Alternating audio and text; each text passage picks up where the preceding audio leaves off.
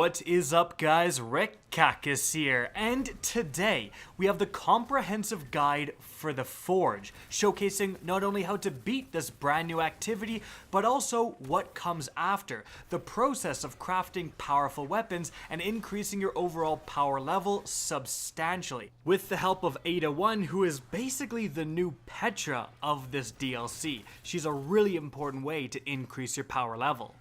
I really didn't just want to beat this once and shove out a guide, but rather have a more comprehensive approach that covers multiple angles of this new activity, and so, let's get started.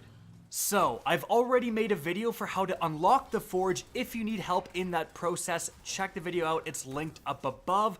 But once you have access to the Forge, the next step is simply beating it once.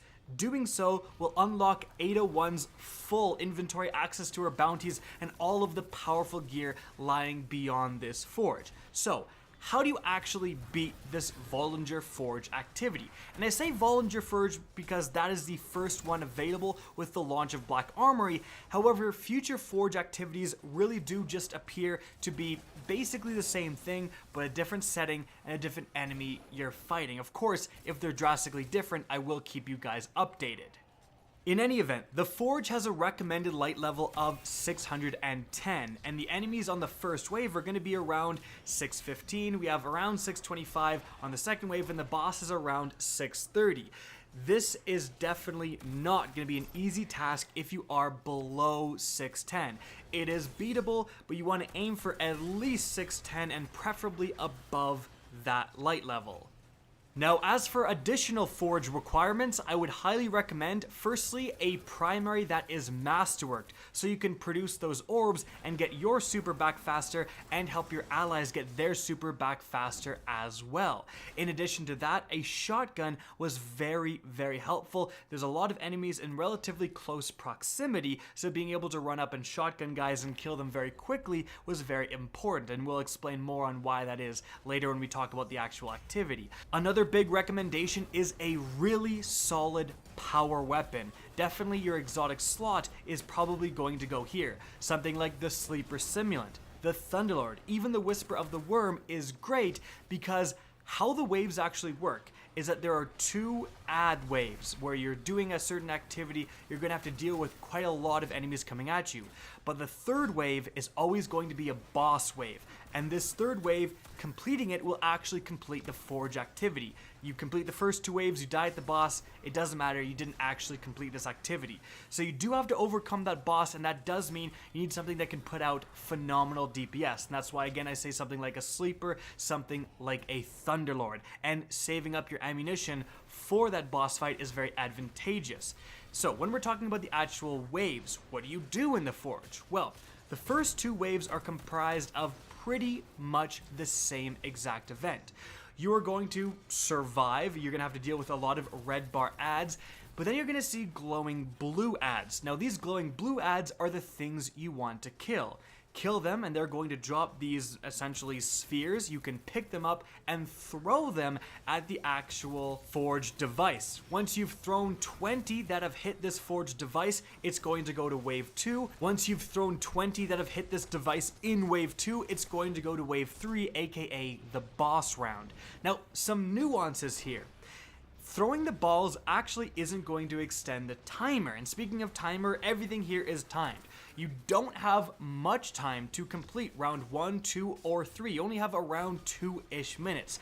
So if you are just killing enemies and holding out, you're going to lose pretty quickly. You need to be killing those blue enemies and collecting those spheres, throwing them at the Forge. Because every single time you do kill a blue enemy, it's going to extend that time. Again, throwing the ball is going to extend the time by like 1 second every time you hit the Forge, but actually killing the blue enemies are going to extend it by 4, 5, 10 seconds. And the bigger the enemy you kill, like killing a Colossus, for example, that's blue, is going to extend the time much more than killing a Scion that's blue. So that means if you're running low on time, if you only have 10 seconds left, it is a seek and destroy mission. Go and find all the blue enemies you can and use everything you have against them to keep the timer up and to hopefully get to those 20 throws. Speaking of throws, something interesting that's going to happen is that Wave 1, it's going to be pretty simple. You chuck the ball at the forge and it just explodes and counts every single time. But Wave 2, the forge is actually going to open up, and there's going to be kind of 3 spines, I would say, sticking out, whereas the insides are now glowing. You want to throw on those glowing insides, because if you hit those spines, it'll actually bounce off. And that's obviously going to waste a bunch of time. So being precise and throwing to the right spot is more important than you may think. Now, something else important to know is that the respawn timer is very generous. You're just going to revive in only 5 seconds. So that means you can be a little bit more aggressive, and it's why I'm recommending a shotgun. Going in, taking down a Colossus and a few other guys, and then dying, and then your teammates going and throwing all of the orbs you've generated into the forge, that's very helpful, and you'll be back in the fight in only 5 seconds.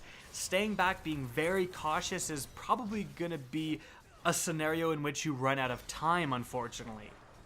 In any event, moving on from there, we have the boss wave, and the boss has the exact same mechanics as some of the early release bosses that we've been fighting for the past week to get early Black Armory drops. They spawn, in the Gulch, in the EDZ, for example, and essentially they're going to spawn with an immune shield. When this boss spawns, if you put a bunch of damage into it, it's going to absorb all of it. You won't be able to do anything because this immune shield is then surrounded by those little drones. You have to kill every single one of those drones to lower the shield and actually be able to damage the Forge boss. So, all you really need for this is a Well of Radiance and some good heavy. That's really all there is to it.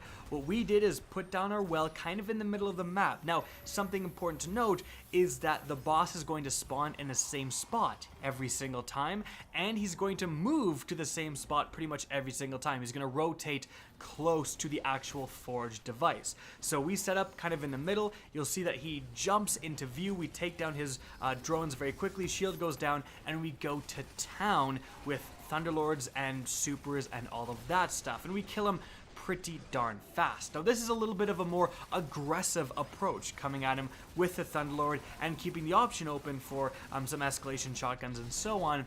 If you want to take a more cautious approach, or if you don't have the Thunderlord for whatever reason, you can put down your well further back in this arena. Snipe him with something like, again, Sleeper, Whisper of the Worm from the back, rather than putting this well right in the middle. But the well is really the key area here. It's going to double your damage. It's going to keep the ads off you. There are a ton of ads that are also going to be shooting at you, so having a well is going to enable you to damage the boss while kind of ignoring the ads for the most part. This is really just one big DPS check. If you're finding that you're having trouble completing Wave 3, you probably just want to go focus on leveling up your power level, or you can try a more cautious approach, again, putting your Rift more in the back of the map and sniping him if you find he's pressuring you too much and you're dying too often. So, once you've beaten Wave 3 and completed this Forge activity, what happens next? Well, the very first time you beat it, you're also going to complete your machine gun base, your frame essentially, and it's going to drop a very weird looking engram type thing, and that's actually going to be your machine gun. It is going to drop at a pretty darn high power level, 5+ ahead of your overall power level. At this point, you can go back to ADA-1 in the tower and accept her bounties, which is very important because, like I've said, she's the new Petra. So she's going to have a bunch of daily bounties, just like Petra, and 2 weekly bounties. These 2 weekly bounties are extremely important. They are kind of your source, or at least the beginning of your source of powerful gear.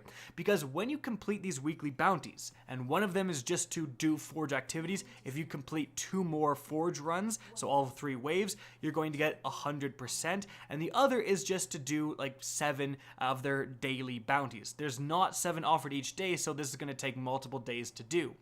Once you complete these weekly bounties, you're going to get the component required to accept more powerful frames, powerful bases. These two powerful weapon frames are going to be the actual powerful gear you get. You can see for this week, there's an auto rifle on offer and another machine gun on offer. So just like your first completion where you got that machine gun for completing that base all the way through, that basically exact same thing is required to get more forge weapons. So let's say you accept the auto rifle base. You don't go back into the forge immediately. You actually look at the requirements, and it's going to be very similar to the process of unlocking the forge. For the auto rifle, I had to go and kill Cabal, I had to get multi-kills, I had to get precision auto rifle kills, all of that stuff, kill powerful enemies. Eventually, the last step is going to be to ignite the forge and actually get this weapon. Now, when you actually get this weapon, like the description of this weapon, it says powerful in the name, it is going to be powerful loot.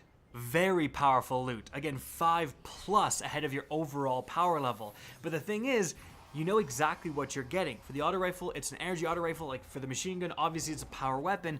So you want to be completing these if you want to level up efficiently when you need them. For example, if your power weapon is lagging behind, that's the perfect time to go ignite the forge and get this powerful machine gun forge item. You don't want to do it if the highest light thing you have is a power weapon.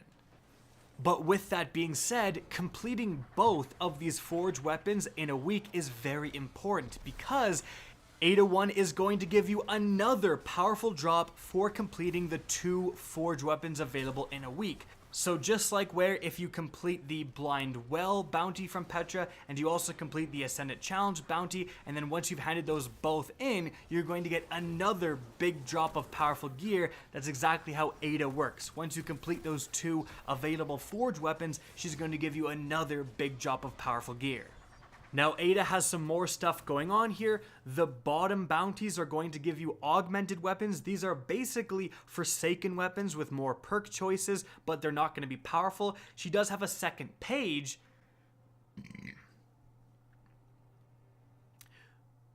where she's going to sell mod components and the brand new mods that came with Black Armory. And so guys, that's it for the video. A comprehensive look at the new Forge activity and how ADA-1 is involved, how to get powerful weapons, all of that stuff. Hope you guys enjoyed the video, found it informative, and if you did, please remember to help me out by simply rating and especially sharing this video. If you guys want to see more Destiny 2 content similar to this, don't be afraid to slap that subscribe button. And if you guys want to get in touch with me and keep up to date with the latest channel activity, the best way is to follow me on Twitter at RickCacus. That's linked in the description down below, as is my Twitch channel, which you can also follow. Again, I hope you enjoyed the video, and as always, have a good day.